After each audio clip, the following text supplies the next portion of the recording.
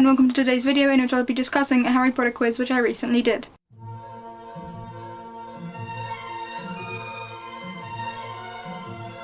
As of right now, I haven't actually done the quiz. It is just before. I don't know what the difficulty level is. I don't know whether there'll be Fantastic Beasts questions in there. I don't know whether there'll be Pottermore or the Pottermore books in there. I really don't know what to study. I mean, I do have a Harry Potter knowledge above average most of the time anyway, but I did a few of the hardest quizzes online that I could find before now, and I didn't get 100% on all of them, but I have been getting consistently high percentages and 100% on quite a few of them. So I'm fairly confident that my team will win.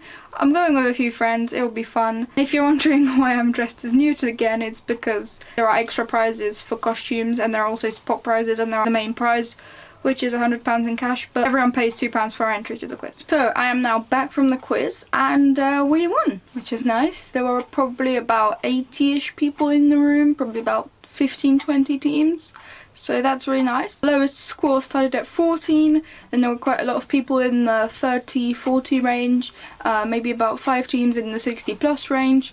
And as the total was out of 78 and we got 67, we won. And you might be thinking 67 is a bit low, especially for me. I'll get to that in a minute. The first 12 questions were naming Harry Potter characters. So there was Colin Creevey, Cormac McLaggen, Mary-Lou Bourbeau, Narlac, whose name I always forget, so that was a bit of a head scratcher to be honest. Jacob Kowalski, the Weird Sisters, Oliver Wood, Mafalda Hopkirk, Lee Jordan, and Irma Pince, and then Dean Thomas and Angelina Johnson. So some of these were quite hard. I don't think Mafalda is ever named fully in the movie. She's just called Mafalda by Umbridge. Irma Pince, I don't think she's named at all in the movies. And the Weird Sisters, I'm not sure if they are. I think Flitwick introduces them. And Angelina Johnson only from Fred asking her out to the Yule Ball, I think. So some of these were quite difficult. And also the Fantastic Beasts and Where Fandom characters people do tend to forget a lot, so. Then the 13 to 20 questions I found quite difficult, to be honest. There was like, what did Harry get from the Dursleys for Christmas in Philosopher's Stone, which was a 50p piece, and I did remember that in time, but that's because of the thing that Harry got a 50p piece, a used tissue and a toothpick over the time for Christmas from the Dursleys. So I had to just hazard a guess as to which one was Philosopher's Stone, and that one seemed to ring a bell with Philosopher's Stone. There's the question, how many exceptions are there to Gamp's Law, which was quite difficult. And then according to, I think, button.com or something along those lines, it was what, name top 3 of the 5 saddest deaths in Harry Potter, which were Fred, Snape, Albus, Dobby, and Sirius. And we got Dobby, Albus, and Sirius. There was also the question whose parents are Tobias and Eileen, which was Snape, but that took a little bit of thinking as well. And there was a little break, and then we had questions 21 to 40, which a lot of them were from Philosopher's Stone, or the start of Philosopher's Stone, like what day does the story start on, what is Dursley's company. There also the question, what book does Ron give Harry in Chamber of Secrets for Christmas? These gift questions are always the most difficult. This was Flying with Cannons, but just, they're always some type of book or suite, and there's so many to choose from, but we did get it. How many points did Gryffindor total at the end of Philosopher's Stone? That was a difficult one, I couldn't quite remember. We got there eventually with 482. And then, what was Moaning Myrtle's surname, which is Warren? What's Nearly Headless Nick's full name, Sir Nicholas and Mimsy Porpington? Also, who's the editor of the Daily Prophet? And they did specify that it's in the book. And I haven't double checked this yet, but I believe it's Rita Skeeter before she gets fired, and then Barnabas Cuff. But they said the answer was Barnabas Cuff, so we didn't get that one. And then question 40 was name 5 of the 7 Polyjuice Potion ingredients, which I have memorised, so that wasn't a problem at all. Then, for some reason, questions 41 to 50 were music, but it wasn't Harry Potter music. It wasn't like Hedwig's theme, the Hogwarts song, Do the Hippogriff, or anything like that. It was just contemporary music, which had something to do with Harry Potter apparently. There was Harry Styles' Sign of the Times, something by Deborah Harry, and a Justin Bieber song with DJ Snake, and Lords Royals, So they all had vaguely something to do with Harry Potter, but I don't know music enough. We only got about 3 or 4 out of 10 on that one, and that's because one of my friends did develop quite a lot. I probably would have gotten like 2.5. And then questions 51 to 60 were actually probably the easiest, I'd say. Apparently quite a few of them were taken exactly out of the Telegraph Harry Potter trivia list, which 2 of my friends had read before coming, and I mean I would have known the answer to most of them anyway.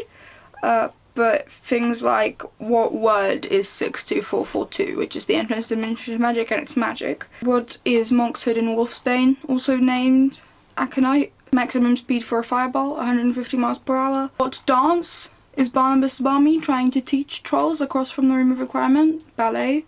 That's the easy part, Barnabas Barmy is the hard one. Which row is the prophecy in? It's 97. We said they were down for Eton, but glad they came here instead. Justin Finch-Fletchy, we did debate Seamus Finnegan for a while before settling on Justin. And what makes Ron's jumper different from Fred, George and Percy's? It's that it doesn't have a letter on it in Philosopher's Stone, which I completely forgot about. And then there was a tiebreaker question, which wasn't really necessary, but it was how many fouls are there in Quidditch, which pretty much everyone knew is 700. And then the final 12 marks come from Pottergrams, which were dreadful. I mean, most of them, apart from number 3 and 5, were alright. Number 5, Bridegroom Duels, that spells Dumbledore, and then you have ORIS left, and we were like, that's not, and we got stuck on that for a while, but it's Dolores Umbridge. And number 3 is Plebis versus a Tutor, and it's Albus Severus Potter. And we got so close so many times, I kept thinking, well, that spells Severus, why are there so many extra letters left? You can't spell Snape with that. And one of my friends said, oh, it spells Potter. There's too many extra letters, none of them have V's in their name. And then one of my friends said, oh, maybe it's a cursed child character, and we went through them and still didn't notice it. It took us a while. The other ones are, and I won't tell you who they are, you can figure them out for yourselves in the comments if you'd like, and I'll put the answers on my Twitter anyway, if you'd like the answers. Number 1 is Tangled Welder Grill. Number 2 is Herdlock Girly Rot.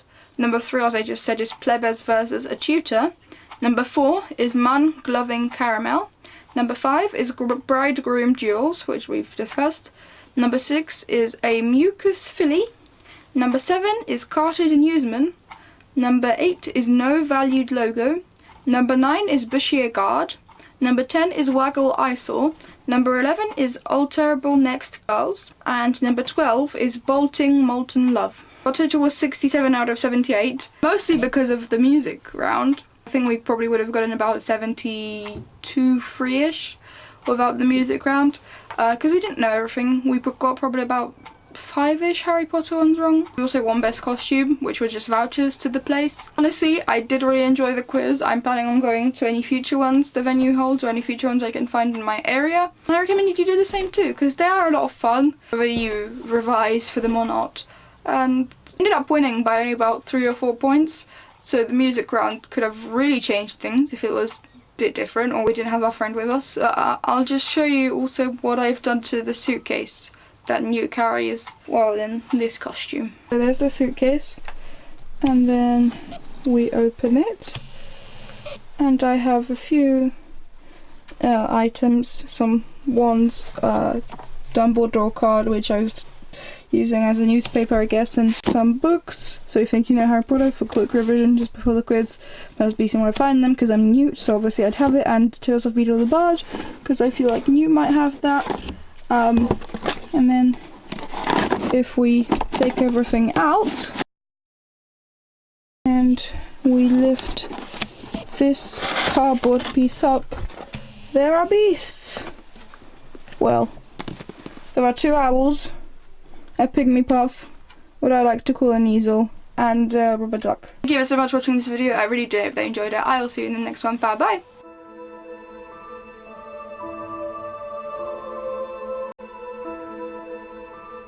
Hiya and welcome to today.